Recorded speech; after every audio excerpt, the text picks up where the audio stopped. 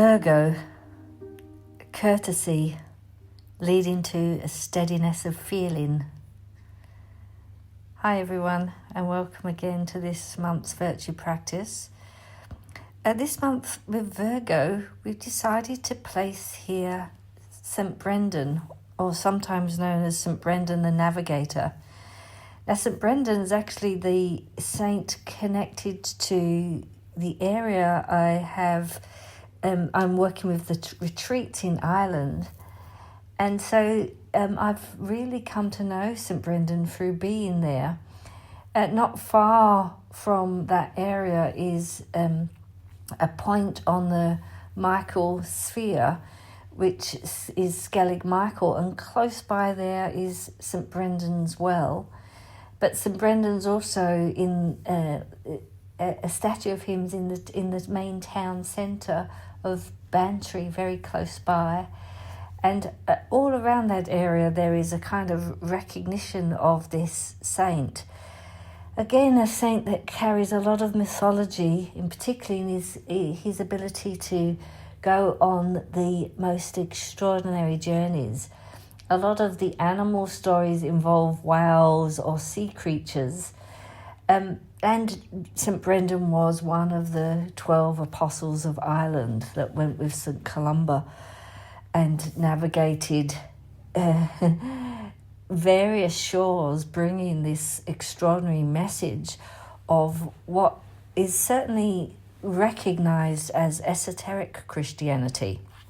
I'd like to share with you, although many of you would know this, I've shared it several times before, the prayer of St. Brendan, because it really does speak to the heart of this esoteric quality that he was carrying. Help me to journey beyond the familiar and into the unknown. Give me faith to leave old ways and break fresh ground with you. Christ of the mysteries, I trust you to be stronger than each storm within me. I will trust the darkness and know that my times, even now, are in your hand. Tune my spirit to the music of heaven and somehow make my obedience count for you. This beautiful prayer that's attributed to St. Brendan really speaks, as I said, of his deeply esoteric connection to the Christ being, and also to the path. And we're always, in a way, breaking fresh ground when we are working with that truth of the esoteric path, that we do not stop on any step, no matter how high, or it will become a snare. We must stay alive to it. There's always something we're breaking open to in the soulscape of our inner world, in our relationship to the spiritual world. And that threshold of being able to be awake to those steps is graced by having a navigator.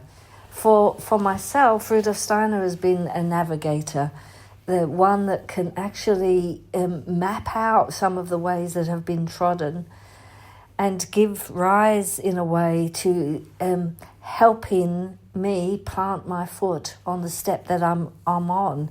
Because actually there are times where you feel, have I gone astray? Because you think that the path is going to unfold a certain way, and then you're faced with other experiences. And to know there are those that have gone before us. So the saints have always been a picture for me of those that have trod the path before us. And then there are these navigators. And here St. Brendan has been given that title, not simply because he moved on the waters of the world, but because he moved on the waters, the life of the spirit. And that's really clear in his poem. He is an esotericist. He knew how to go beyond the sense perceptible. and therefore he is also a navigator for others. I know that you yourself have encountered various navigators on the journey. Who have been those people for you? Or perhaps that's not really the question. How is Brendan the navigator connected to the navigators of your life? Well, another navigator and an inspiration to the traveller and to the seeker to go fearlessly into the unknown. And it's only by going into the unknown that you give the possibility of growth and new understanding. It's very simple to stay in one place, think you know what spirituality is, and but I think Brendan inspires you to go beyond what you think you know and find out what is beyond what you know. And therefore, in a sense, that spiritual journey is one that does not end, obviously even after death. But within the daily conscious living, Brendan inspires just simply to go one step further, round one more corner, and to keep the understanding alive. Yeah. And I hear in that poem, we often face storms in that unknown, and yet he has an extraordinary faith that that's part of the path. And, we're given those pictures from many of the teachers, It's not an uncommon expression, but he's really helping us to navigate that. I think in that poem, for me, when he says Christ's mysteries, because, that's exactly what they are, the Christ mysteries, meaning they're unknown, and meaning you need to go deeper into them. And whereas it's really easy to say, oh yes, I'm a Christian and this is my belief, which is a static thing, whereas mystery is an ever-deepening phenomenon. Yeah, and that's something that Steadiness speaks about in this deed that happened through Christ of the mysteries. Even the beginnings of those haven't yet completely unfolded in our consciousness where we stand here 2,000 years ago. So to sense that we already know what it was, what it is, and what it will be is an ignorance to the path of the mysteries itself. And Brendan does reveal that in a way. Christ of the mysteries, he calls it that. And I think that is really the most potent line for me in the poem too, because it's suggesting, just as you said, this is a part of the path, to be in the unknown and to be discovering new lands, new terrain. And to be relying on your inner feeling, your inner light to guide you. Yes.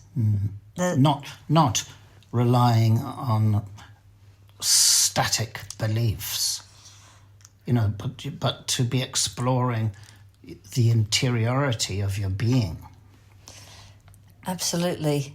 And navigating that is not always easy. And so there's an extraordinary gratitude I have for those that have gone before us, that have trodden the way, that can point, not to tell us what it is, but point to the path so that we might walk it in the fullness of our own individual lives. Yeah, I find him very inspiring. Yeah. So yeah, I know that in your time in Ireland, you really engaged also with this saint, and there's a beautiful song that we're going to listen to now that really does give you a sense of the mysteries, and that's what I really love about it.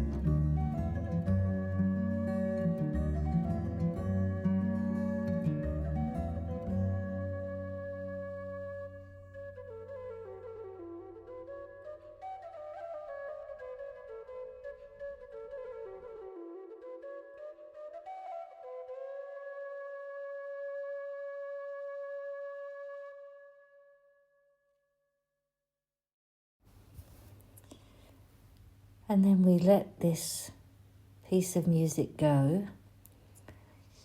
Let it disappear into the nothing. And then focus your attention on your heart. And build in the heart the quality of the virtue that you know that you have something of, that you want to bring more strongly through you into the world. And build that virtue till you feel that warmth in your heart center, and then let that warmth stream into your hands, stream into your feet, stream into your head.